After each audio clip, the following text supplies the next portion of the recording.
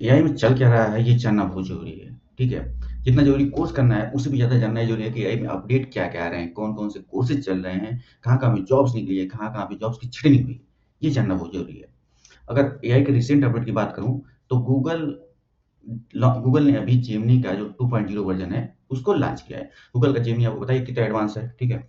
अब उसको और अपडेट करके और उसको अपग्रेड करके इन्होंने 2.0 लॉन्च किया। उसमें ज़रूर एक्स्ट्रा फीचर होंगे, उसमें ज़रूर एन्हांस्ड फीचर होंगे, ठीक है? अब ये 2.0 जब बना है, इसमें फीचर एन्हांस्ड हुए हैं, तो इसमें रिसोर्सेज़ भी एक्स्ट्रा लगे होंगे, ठीक है?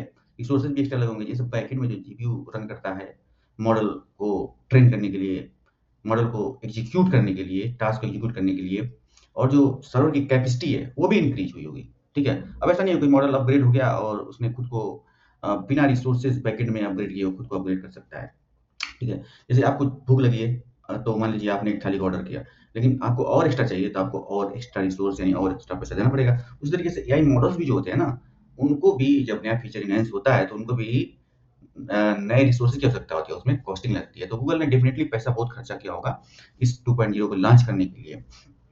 अब अगर दूसरी बात बताऊँ तो इंडिया, ब्राज़ील और साउथ अफ्रीका ये एग्रीमेंट में साइन किए हैं for governance and reduce the global inequality. ये बहुत ही बड़ी बात है, जो कि इंडिया, ब्राज़ील और साउथ अफ्रीका के बीच ये जो साइन हुआ है, जो एग्रीमेंट में साइन हुआ है।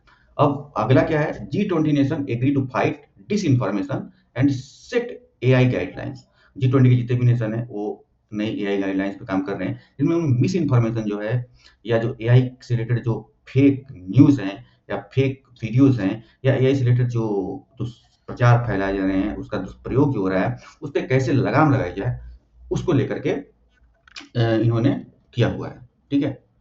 उसको लेकर इन्होंने किया हुआ है। और क्या जानना चाहते हैं?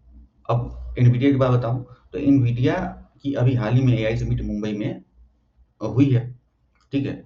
और एनवीडिया ये कह रहा है कि आने वाले समय में एआई को जो डेवलपमेंट की आवश्यकता है, वो 100 गुना ज़्यादा बढ़ने वाली है, यानी कि 100 गुना ज़्यादा रिसोर्सेज़ भी लगने वाले हैं, कंप्यूटेशनल पावर भी खर्च होने वाली है, ओके?